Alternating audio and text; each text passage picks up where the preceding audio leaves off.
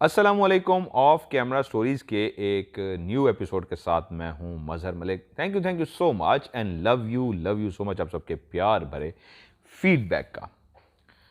मैं इस वक्त ग्लोबल विलेज के साथ फाल्कन सिटी जहां मैं मौजूद हूं, अब मेरे सामने ही बैठे हैं ग़ुलाम मुज्तबा भाई उनके घर में, और उनकी दावत पे मैं यहाँ पे आया और उनके साथ बहुत अच्छा टाइम गुजारा। लेकिन आपकी वो स्टोरी जो मेरी ख्वाहिश होती है कि चाहे कुछ भी हो जाए, मैं जितना भी बिज़ी हूँ वो मैं मिस ना करूँ। तो इस जब हमारी इतनी गपशप हो रही थी और हमारा इस तरह का सिलसिला चल रहा था, तो वहीं पे मैंने उनसे रिक्वेस्ट करके कहा कि एक छोटी सी पहले मैं अपनी जी स्टोरी जो है मैं वो रिकॉर्ड कर लूँ, उसके बाद हम अपनी गपशप को वहीं से कंटिन्यू करेंगे। ये कहानी के हवाले से मैं आपको बता दूं, जिन्होंने मुझे कहानी भेजी है उनका नाम है प्रीतका, और इंडिया कानपुर से इनका ताल्लुक़ है। और जिनकी ये कहानी है ये इनके चाचू हैं जिनका नाम है प्रेम किशन। मैंने कहा जस्ट आप कह दीजिए कानपुर इंडिया, और इनका नाम बड़ा मुश्किल था जो उनसे वेरीफाई कराना पड़ा, प्रीतका।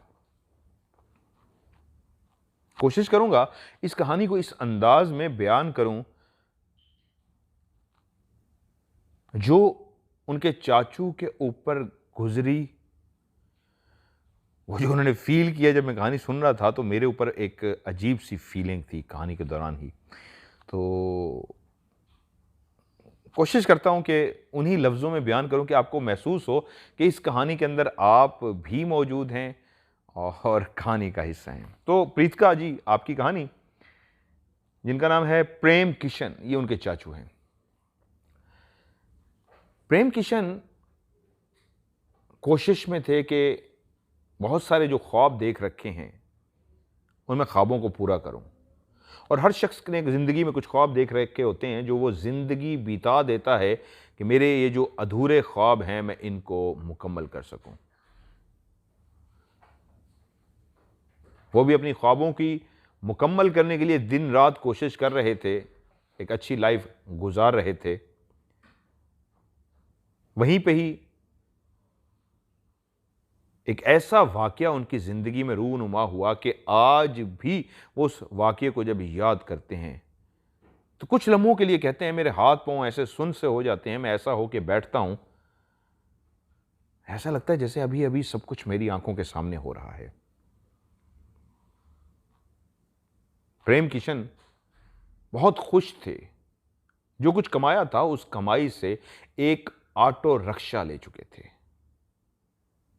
ख्वाबों की ताबीरों में से एक ख्वाब पूरी हुई थी कि मैं अपना करूं, ऐसा करूं कि सुबह घर से निकलूं तो शाम को जब वापस लौटूं, रात को वापस लौटूं, तो मेरी जेब में इतने सिक्के, इतने पैसे, इतनी रकम होनी चाहिए कि मैं अपनी बीवी या घर वालों के हाथ पे ला के रखूं तो फ़ख्र महसूस करूं कि मैं आज अपनी हक लाल की कमाई कमा के लाया हूं।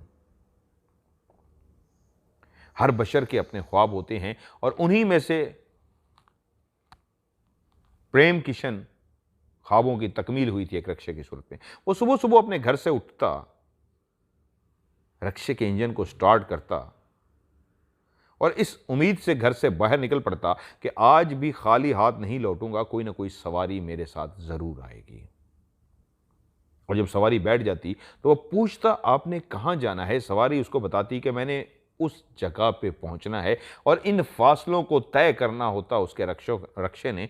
वो सवारी उसमें बैठ जाती और वो उनको लेके शहर के शोर शराबे से गुजरते हुए, अपने रक्शे का शोर पैदा करते हुए, जहां और बहुत सारी आवाज़ें आ रही होती, कोई बस का कंडक्टर ऊंची ऊंची आवाज़ लगा रहा होता, किसी शहर का नाम पुकार रहा होता, वहीं पे ज़ोर से तेज़ी से गुजरता हुआ बाइक भी शोर मचाता गुजर जाता।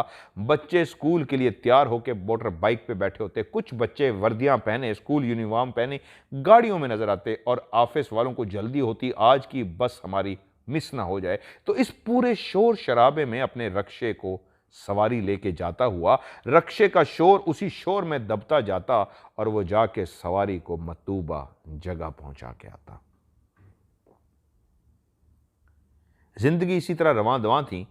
रक्शे को लिए हुए तकरीबन 6 से 7 महीने हो गए थे। वहीं पे ही प्रेम किशन का एक दोस्त जिससे रोज़ का उसका मिलना जानना था, उसने प्रेम को बताया कि प्रेम, तेरी जो भाभी है माँ बनने वाली है और मैं बहुत खुश हूँ। दुआ करता हूँ कि तू भी जल्दी से बाप बने, तेरे घर में भी बेटा या बेटी पैदा हो। मुझे बाप बनने की बहुत खुशी है, मुझे बहुत इंतज़ार था कि जल्द से जल्द मैं बाप बनूं और मैं बहुत खुश हूँ कि मेरे घर में ये लम्हे आने वाले हैं कि मेरी खुशी दुबाला होने वाली है कि मैं बाप बन ही जाऊंगा। लेकिन प्रेम बस एक बात, मेरे साथ राब्ते में रहना, मेरे पास सवारी नहीं है, तेरे पास रक्षा है, तूने अपना नया रक्षा ले लिया है, मैंने तुझे मुबारकबाद दी थी, मैं बहुत खुश हूँ तेरे रक्षे पे, लेकिन जब भी तेरी भाभी को अस्पताल लेके जाना होगा तो मेरे साथ यार फौरी तौर पे अस्पताल चली। प्रेम ने कहा, ये कैसी तू बातें कर रहा है बेगानों वाली, मेरा नहीं तेरा रक्षा है, जब भी भाई ज़रूरत हो तूने मुझे बताना है, मैं फौरी तौर पे तेरे साथ अस्पताल चलूंगा। वक्त गुजरता रहा, यहां तक कि वो लम्हा आ पहुंचा कि अब प्रेम के दोस्त को अपनी बीवी को अस्पताल लेके जाना था।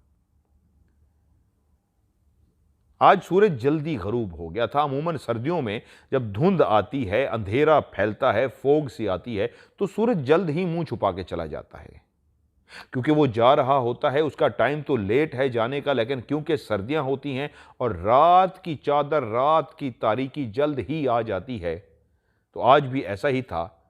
काफी ज्यादा सर्दी थी, धुंध भी फैली हुई थी। सूरज जल्द ही छुट्टी करके चला गया और उसी वक्त गया जब रात की चादर, रात की अंधेरा अपनी ड्यूटी करने आ चुका था। जिंदगी कैसा सर्कल है कि एक टाइम है जो रोशनी फैलाता हुआ सूरज ले लेता है और जैसे ही उसकी छुट्टी का टाइम होता है, जिस तरह इंसान अपने अपने घरों को भागते हैं दफ्तरों से छुट्टी होने पे, इसी तरह रात की तारीकी भी हर मौसम में, सर्दियों में और टाइम है, गर्मियों में और टाइम है, मौसम बहार में, खिज़ां में और टाइम है। इसी तरह सर्दियों में जल्द ही सूरज ने छुट्टी ली और रात की तारीकी ने आके अपना बसेरा कर लिया, अपनी ड्यूटी निभानी शुरू कर दी। ये रात के कोई 12 बजे का टाइम था। आज सारा दिन रक्शे पे सवारियों को उनके मतलूबा मकाम तक पहुंचाते पहुंचाते प्रेम किशन रात को 10 बजे अपने घर पहुंचा। खाना खाया, खाना खा के लेट गया, अभी सोने ही वाला था कि दरवाजे पे दस्तक हुई। बाहर गया तो उसका दोस्त खड़ा था, इमरजेंसी में उसकी आवाज़ भी लड़खड़ा रही थी। कहा, भाई जल्दी कर, तेरी भाभी को फौरी तौर पे अस्पताल लेके जाना है। तेजी से वो निकला, उसने अपना रक्षा निकाला और फौरी दोस्त के घर पहुंचा। वहां पे तो उसका दोस्त, उसके कुछ घर वाले, भाभी रक्षे पे सवार होके अस्पताल की तरफ रवाना हुए। आज धुंध थी, हर तरफ तारीकी, तो रात अपनी चादर, उस काली स्याह चादर को हर तरफ वो रात फैला चुकी थी। लेकिन इस धुंध में रक्षा चलाते हुए जो दोस्त पीछे से आवाज देता, भाई जरा तेज चला, तो वो कहता, यार मैं पूरी कोशिश कर रहा हूं लेकिन कहीं कोई हादसा ना हो जाए। धुंध फैली हुई थी, हाँ इतनी नहीं थी कि बिल्कुल ही नजर ना आ रहा हो, लेकिन 10 कदम तक नजर आता था, उसके आगे फिर धुंध सी होती थी। लोग अपने बिस्तरों में सो चुके थे। जब ठंड होती है तो हर शख्स की ख्वाहिश होती है जल्दी से जल्दी हो जाए, अपने ठठरते हुए जिस्म को लेके फौरन अपनी रज़ाई के अंदर चला जाए। और उसकी ठठरती हुई रज़ाई भी जो ठंडी होती है, जब इंसान उसके अंदर लेटता है, कुछ देर के बाद आहिस्ता आहिस्ता उसके जिस्म को गरमाइश का एहसास होता है, तो एक सुकून सा आ जाता है। और सब अपनी अपनी रज़ाइयों को गर्म किए उसके अंदर दबके हुए लेटे थे, क्योंकि बाहर राज था अंधेरे का, बाहर राज था धुंध का, बाहर राज था उस खामोशी का, जो कहीं पे पंखा नहीं चल रहा था, कहीं पे एसी नहीं चल रहा था, ना ही कूलर कहीं अपना शोर मचा रहा था। हर तरफ खामोशी थी। लेकिन रात के इस पहर भी बहुत सारी गाड़ियां थी जो अपने अपने घरों को जा रही थी, और भी इसी तरह के रक्शे थे जो अभी भी सड़कों पे रवां दवां थे। बहुत सारे लोग थे जो अपने रक्शे सड़क के किनारे खड़े किए अपनी सवारी का इंतजार कर रहे थे। लेकिन ये एक रक्षा ऐसा था जिसको इमरजेंसी में पहुंचना था अस्पताल के अंदर। जो दोस्त कह रहा था तेज चलाओ, वो कोशिश कर रहा था जल्दी से अंदर पहुंच जाए। आखिरकार वो अस्पताल पहुंच गए। बच्चा आना था इस दुनिया में तो वो पूरी फैमिली अंदर चली गई, लेकिन वो वहाँ पे रुका रहा जब तक उसका दोस्त उसको जाने के लिए ना कहता। वो नहीं जाना चाहता था। तकरीबन कोई 1.5 घंटे के बाद उसने कहा, अब तुम जा सकते हो, हमें यहाँ पे रुकना पड़ेगा, एक पूरा प्रोसीजर है, जब तक वो बच्चा इस दुनिया में नहीं आता तो हमें डॉक्टरों के साथ जो जो कुछ एक काम होता है, प्रोसीजर होता है, वो करना होगा, तुम अब घर जा सकते हो। प्रेम किशन ने कहा, घर तो जाना ही है, आ गया हूं तो 10-15 मिनट रुक जाता हूं, हो सकता है शायद कोई सवारी आ जाए तो सवारी रहे कि उसी तरफ जिस सवारी ने जाना होगा, थोड़ा सा आगे भी हुआ तो कोई मसला नहीं, थोड़ा सा पीछे भी हुआ तो कोई मसला नहीं, खाली हाथ जाने से बेहतर है मैं सवारी को भी साथ ले जाऊं। अस्पताल के अंदर से वो बाहर निकल गया तो फिर से एक ठंड का एहसास हुआ, एक जिस्म ने झुरझुरी सी ली। सामने रक्षा था, वो खड़ा हो गया इस इंतजार में कि कोई सवारी आए और उसको मैं लेके जाऊं। उसने यही सोचा था 10 से 15 मिनट में इंतजार करूंगा, उसके बाद चला जाऊंगा। और जैसे ही 15 मिनट हुए उसने कहा, मुझे मेरे ख्याल में चले जाना चाहिए। वो चलता हुआ अपने रक्षे के जूं ही पास पहुंचा तो रक्षे के बिल्कुल बैक साइड पे एक खातून मौजूद थी, साड़ी पहने हुए, और साड़ी का उसने घूंघट बनाया हुआ था, मुंह बिल्कुल छुपाया हुआ था। वो इस अंदाज में पीछे खड़ी थी जैसे इंतजार कर रही हो इस रक्षे का जो भी ड्राइवर आए मुझे लेके जाए। एकदम से उसकी निगाह पड़ी जिस जगह पे वो खड़ा था, जिस जगह पे उसका रक्षा खड़ा था, पीछे मुर्दा खाना लिखा हुआ था। मुर्दा खाना एक नाम ही ऐसा है जिसमें खुद एक खौफ है। वही इंसान जो कभी खुशगपियां लगाता है, वही इंसान जो बैठ के कह के लगा रहा होता है, वही इंसान भाग दौड़ कर रहा होता है। बेजान जिस्म की सूरत में एक बर्फ के बुलाकों के अंदर वो रखा हुआ है। मुझे कभी किसी चीज से डर नहीं लगा मुझे, लेकिन एक मुर्दा खाने में जाते हुए इन इंसानों को देखता हूं, जब वो हर तरफ खामोश हैं, जिस्म रह गए हैं, रूह निकल गई है, पता नहीं क्यों मुझे बहुत डर लगता है। तो उसको भी बाहर जब मुर्दा खाने का बोर्ड नजर आया तो उसके जिस्म ने एक और झुरझुरी सी ली। सर्दी तो थी लेकिन एक खौफ का और एहसास हुआ। खातून इस तरह अंदाज में खड़ी थी कि रक्षे वाला आए तो मैं उसके साथ रवाना हूं। तो उसने पूछा, बीबी कहां जाना है? इस सवाल का जवाब दिए बगैर वो औरत चलती हुई आई और आके उसके रक्षे में बैठ गई। और ऐसा पहली दफा नहीं हुआ था, कई दफा ऐसा होता था कि सवारी से पूछता, बीबी कहां जाना है? तो सवारी बैठ जाती। उसका मतलब होता था, जहां भी जाना है भाई तू चल, जब आगे जाऊंगी तुझे बता दूंगी मैंने कहां उतरना है। और अभी भी ऐसे ही हुआ था। वो खातून गाड़ी में बैठ चुकी थी। अब एक ही हल था कि या तो उसको कहो बीबी उतर जाओ, या अब वो जहां पे भी जाना चाहती है उसको उतार के जाए। उसने इसलिए पूछा था बीबी कहां जाना है क्योंकि वो चाहता था उसी रूट की सवारी पकड़े जिस तरफ उसका घर है। ये ना हो उसका घर शुमाल की जानिब है और वो खातून रात को जनूब की जानिब जाना चाह रही है, तो वो ऐसी सवारी नहीं उठाना चाहता था। दोबारा से उसने पूछा, आपने कहां जाना है, किस तरफ जाना है, ताकि मैं रक्षे को उस तरफ मोड़ूं। तो उस खातून ने इस तरफ इशारा कर दिया था। जिस तरफ का उसने इशारा किया था वो वही रूट बनता था जो उसके घर वाला रोड था। उसने दिल ही दिल में कहा, अगर काश ये मुझे बता देती तो मुझे पता लग जाता आगे मैंने किस सिमत जाना है। मजबूरी है, अब इसको उठा भी नहीं सकता, औरत जात है, क्या करूं। तो वो अपने रक्षे में सवार हुआ, रक्षे को स्टार्ट कर दिया। रक्षे के इंजन से एक आवाज पैदा हुई जो इस चीज का एहसास दिलाती थी, हां मैं चलने के लिए तैयार हूं, ऐ बशर बैठ मेरे अंदर, चला कहां लेके जाना है तुझे। गेयर डाला, रक्षा चल पड़ा। जैसे ही वो रवाना हुआ तो उसको अंदाजा हुआ कि रात और गहरी हो चुकी है। अस्पताल में जिस वक्त वो पहुंचे थे 1.5-2 घंटे उसको मजीद लग चुके हैं। अब रात के तकरीबन 2:30 बजे का टाइम हो चुका है।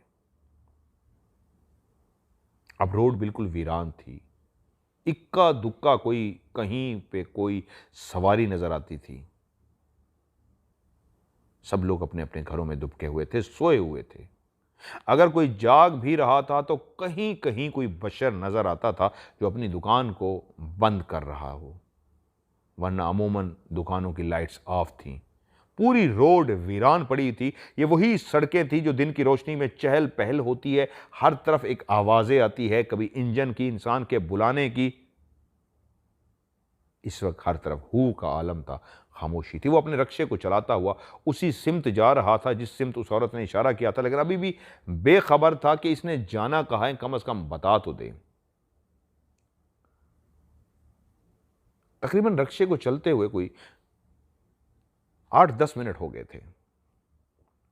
उसके जो घर का सफर था, रश की सूरत में उसको 40 मिनट लग जाते घर से अस्पताल तक, लेकिन क्योंकि ये रात का टाइम था, सड़क बिल्कुल सुनसान थी, कोई भी वहां पे गाड़ी नहीं चल रही थी, इसलिए उसको 20-25 मिनट में वहां पे पहुंच जाना चाहिए था। 10 मिनट गुजर गए तो फिर से उसने पूछा, बीबी आपने अभी तक बताया नहीं किस तरफ जाना है? तो औरत का इशारा फिर उसी तरफ था जिस तरफ रक्शे का मुंह था। दूसरी दफा भी जब उसी तरह इशारा किया गया तो वो रक्षा चलाता रहा। उसके दिल में एक अजीब सा ख्याल सा आया। धुंध थी, 10 कदम तक नजर आता था, 10 कदम के बाद आगे फोग होती थी। रात के 2:30 बजे का टाइम था, वो इसलिए तेज रक्षा नहीं चला पा रहा था, एक लिमिट के साथ आहिस्ता आहिस्ता आगे बढ़ रहा था कि वहीं पे उसने बैक मिरर में जो रक्षे के अंदर लगा होता है, उसने पीछे शीशे में देखा तो औरत उसी तरह घूंघट मुंह पे डाले बैठी हुई थी। अमूमन जो बैक मिरर होते हैं गाड़ियों में लगे होते हैं, लेकिन रक्शे वालों ने भी कहीं कहीं पे अपने लगा रखे होते हैं शीशे, जिससे वो सवारी को देखते हैं। आप अगर रक्शे में, कभी मैंने भी सफ़र किया है, कभी कभी रक्शे में बैठे हों तो गाड़ी में बिल्कुल सेंटर में शीशा लगा होता है, रक्शे वाले ने लेफ्ट और राइट दोनों साइडों पे यूं शीशे लगा रखे होते हैं, वो दोनों से देख सकता है पीछे कौन बैठा है। तो उसने अपने शीशों में देखा तो वो औरत अभी भी साड़ी पहने, मुंह छुपाए, घूंघट किए बैठी हुई थी। रक्शे को चलते चलते तकरीबन अब 20 मिनट हो चुके थे और वो अब उसका घर आ जाना चाहिए था, क्योंकि उसका घर 20 मिनट की मसाफत पे था, रश नहीं था और इस स्पीड में था, उसको पहुंच जाना चाहिए था। लेकिन अभी तक रास्ता खत्म होने का नाम ही नहीं ले रहा था। वही गलियां, वही सड़क, वही सब कुछ था, लेकिन रक्षा था, चली जा रहा था। औरत खामोश थी कि एकदम से उसको महसूस हुआ उसका रक्षा भारी होना शुरू हो गया है। वो रक्षे को और रेस दे रहा है, लेकिन रक्षा रेस पकड़ने की बजाय और स्लो हो रहा है। वो उसको और रेस दे रहा है, रक्षा और स्लो हो रहा है, यहां तक कि स्लो होते होते रक्षा एक जगह पे जाके रुक सा गया। वो परेशान हो गया कि रक्षे को क्या हुआ है।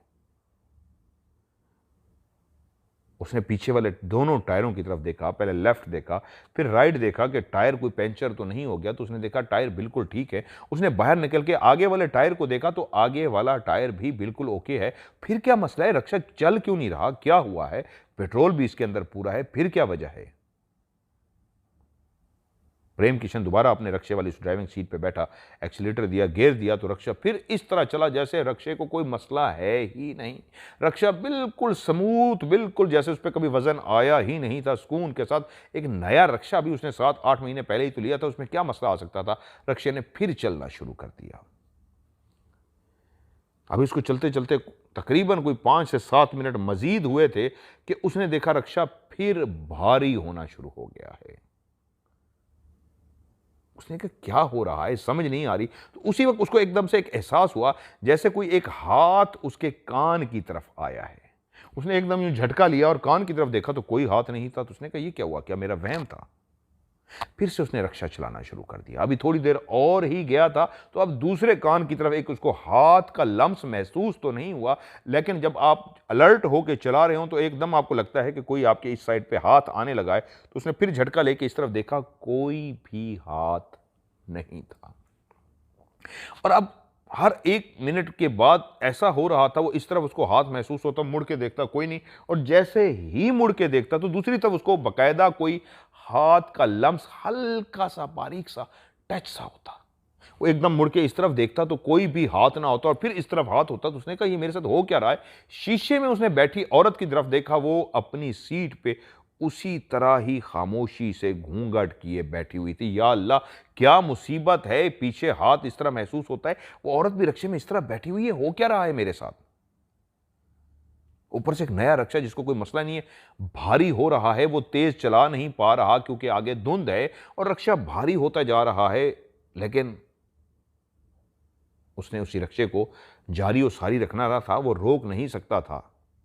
अभी और कुछ मिनट्स गुजरे थे कि लगा फिर रक्षा इतना भारी होना शुरू हो गया है कि अब चलने का नाम नहीं ले रहा, रुकना शुरू हो गया। उसने राइट साइड पे जैसे ही मुड़ के देखा तो उसकी निगाह पड़ी कि जो औरत रक्षे के पीछे बैठी हुई थी, उसकी एक टांग बाहर निकल चुकी थी, और ना सिर्फ बाहर निकल चुकी थी, पीछे इतनी दूर तक चली गई थी, यानी कि जहां तक वो शीशे में देख सकता था टांग ही टांग नजर आ रही थी। उसकी टांग इतनी लंबी हो गई थी कि वो कांपना शुरू हो गया।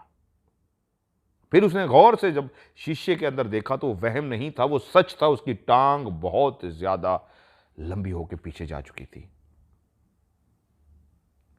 फौरी तौर पे मुड़ के उसने दूसरी तरफ वाली टांग को देखा तो वो जगह बिल्कुल नॉर्मल थी। उसकी वो वाली टांग उसने नहीं वहीं रक्षे पे रखी हुई थी, एक टांग उसकी बाहर जा रही थी।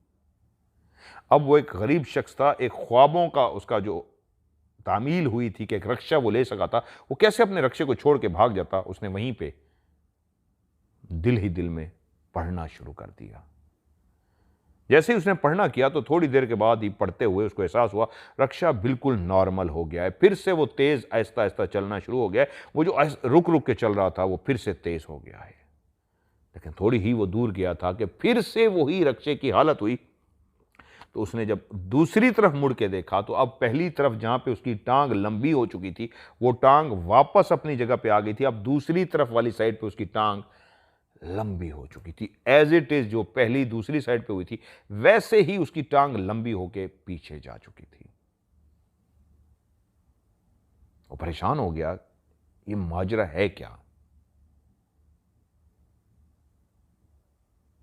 अभी वो खौफ के आलम में इसको सोच ही रहा था कि उसने देखा आहिस्ता आहिस्ता उस औरत ने जो घूंघट किया हुआ था, उसके बाल जो कहीं पीछे की तरफ थे, वो आहिस्ता आहिस्ता शीशे में देख रहा है, कांप रहा है। फोग भी है, ठंड भी है, लेकिन इस खौफ के आलम में उसको पसीने आ रहे हैं। उसके सर के बाल जो पीछे थे वो आहिस्ता आहिस्ता बगैर हाथ हिलाए, उसके हाथ अपनी जगह पे मौजूद हैं, लेकिन बाल आहिस्ता आहिस्ता उसके मुंह पे गिरते जा रहे हैं। और वो शीशों में देख रहा है, बाल आहिस्ता आहिस्ता मुंह पे गिरते जा रहे हैं। और देखते आंखों के सामने ही बाल उस रक्षे के फर्श को टच होने लगे। उसके जिस्म की धड़कन, दिल की धड़कन जहां बहुत तेज थी, जहां पे उसका जिस्म पूरा कांप रहा था, वहीं पे उसने देखा अब वही बाल मजीद इतने बड़े होने शुरू हो गए हैं कि आहिस्ता आहिस्ता जो स्लो चलता हुआ रक्षा जा रहा है, उसके लेफ्ट और राइट उसके बाल बाहर की तरफ जाना शुरू हो गए। और जैसे उसने देखा था उसकी एक टांग पहले इस साइड पे और दूसरी टांग इस साइड पे बहुत बड़ी हो गई थी। अब दोनों बाल भी लेफ्ट और राइट आहिस्ता आहिस्ता पीछे की तरफ जा रहे थे। और उसकी आंखों के सामने जो मंजर आ रहा है वो ये है कि अब उसकी दोनों टांगें उसकी आंखों के सामने ही, पहले उसके बाल आहिस्ता आहिस्ता लेफ्ट और राइट रक्षे की दरवाजों से निकल के बाहर की तरफ लंबे होते जा रहे हैं। और वहीं पे उसने देखा एक टेढ़ी मेढ़ी सी टांग है जो आहिस्ता आहिस्ता ऐसे हिली है, और हिलते हिलते दोनों टांगें पीछे बड़ी होती गई। ये इतना खौफनाक था एक रक्षे वाले के लिए, प्रेम किशन के लिए, कि उसकी दिल की धड़कन जहां तेज थी, उसकी आंखों के आगे अंधेरा आ रहा था, जहां पे उसका पूरा वजूद कांप रहा था, जहां पे पूरा बहुत ज्यादा वो डरा हुआ था।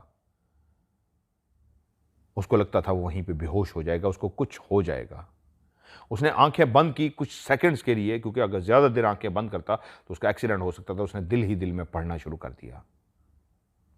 अभी उसको पढ़ते हुए कुछ देर हुई थी कि उसको लगा जैसे कोई ताकत सी है उसको हौसला दे रही है, उसको हिम्मत दे रही है। फौरी तौर पे रक्षे पे उसने कंट्रोल किया। अब उसने कोशिश की मुझे शीशों में नहीं देखना, पीछे बैठी हुई औरत को नहीं देखना, कहीं ऐसा ना हो मैं दोबारा से देखूं तो नया ही कोई भयानक मंजर मेरी आंखों के सामने आ जाए। जहां मैंने टांग को पहले लेफ्ट देखा, फिर टांग को बढ़े हुए राइट देखा, फिर मेरी आंखों ने देखा बाल लेफ्ट राइट होते हुए पीछे दूर लंबे हो गए। वहीं पर उसने देखा उसकी दोनों टांगें भी बहुत दूर तक जा रही हैं, जिसकी वजह से रक्षा बहुत ज्यादा वजनी हो चुका है, चल नहीं रहा। और जब उसने आंखें बंद की और पढ़ना शुरू किया तो लगा ना तेज चल रहा है ना स्लो चल रहा है, रक्षा चल जरूर रहा है। वो जो 20 मिनट में सफर खत्म हो जाना चाहिए था वो अभी तक खत्म नहीं था, सफर जारी हो सारी था। वहीं पे विर्द करते हुए पढ़ते हुए जब थोड़ा सा वो आगे गया तो उसने देखा कि एक होटल है, दूर से नजर आ रहा है, उसकी रोशनी जल रही है। वहां पे कोई 3 वहां पुलिस वाले हैं जो बैठे चाय का इंतज़ार कर रहे हैं। चाय का जो होटल है, उस पे चाय वाला चाय तैयार कर रहा है, लेकिन पुलिस वाले बैठे गप्पे मार रहे हैं। उसने सीधा रक्षे का रुख उसी होटल की तरफ गया और जब उसके बिल्कुल करीब पहुंचा तो ब्रेक भी ना लगा सका, हवास बख्ता था और उसने जाके कुर्सी जो पड़ी हुई थी उसके साथ रक्षे की टक्कर भी लग गई और साथ ही वो गिरा और बेहोश हो गया। वो तीनों पुलिस वाले उठे, उनको एहसास हुआ कि ये जो भी ड्राइवर है या ड्रंक है, इसने कुछ पी शी रखी है शराब वगैरह, जिसकी वजह से ये बेहोश हो गया है और नशे में धुत है। तो वो करीब उसके पहुंचे, उसको कहा, ओ भाई उठ, कौन है तू? लगता है तूने पी रखी है, दारू शारू पी के आया क्या? पुलिस वाले जब अपने लहजे में कहते हैं, उस लहजे में उससे पूछे जा रहे थे, यहां तक कि एक पुलिस वाला आगे बढ़ा, उसने रख के उसको एक थप्पड़ मारा। उठ, बड़ी सी मोटी सी गाली दे के, उठ, दारू पी के रक्षा चलाता है, उठ उठ उठ जा। और दूसरे ने भी उसी लम्हे एक और थप्पड़ जड़ दिया उसके मुंह के ऊपर के, उठ, नहीं तो साले तुझे मार मार के हम उठा देंगे। जैसे ही दूसरा थप्पड़ उसके चेहरे पे पड़ा तो उसको जैसे होश सा आया। होश आते ही उसने फौरन पीछे मुड़ के देखा, जिस सिम्त में वो औरत बैठी थी अब वहां पे कोई भी नहीं था। पुलिस वाले ने उसको कहा, हां बोल, क्या मसला है, क्या पी रखी है? उसने कहा, नहीं मैंने कोई नहीं पी रखी। पुलिस वाले एकदम जान गए, डरा हुआ है, सहमा हुआ है, चेहरे के एक्सप्रेशन बताते हैं इसके साथ कुछ वाकया पेश आ चुका है। क्या हुआ? तो उसने जल्दी जल्दी जो कुछ हुआ था पुलिस वालों को बता डाला। पुलिस वालों को जब कहानी समझ आई, डर चुका है, इसके साथ कोई भयानक घटना हो चुकी है, कोई वाकया हो चुका है, तो उसको उठाया, कुर्सी पे बिठाया, उसको चाय पिलाई, बिस्किट खिलाया ताकि हौसले में आ जाए, नॉर्मल हो जाए। कहा, अब बता। उसके बाद उसने सारी कहानी बता दी कि मैं मुर्दा खाने से जब रवाना हुआ था तो मेरे साथ एक औरत बैठ गई थी जिसका मैंने चेहरा नहीं देखा, लेकिन जब वो औरत बैठी वो एक औरत ही थी, लेकिन जब रक्षे में बैठ गई तो मुझे एहसास हुआ वो औरत नहीं, कोई चुड़ैल थी जिसके पांव इतने लंबे हो गए थे। वो बैठे रहे, उसको हौसला देते रहे, यहां तक कि जब रोशनी फैलनी शुरू हो गई तो उससे पूछा, अब तुम अपने घर जा सकते हो? उसने कहा, हाँ अब इतनी हिम्मत आ गई है, मैं अपने घर जा सकता हूं।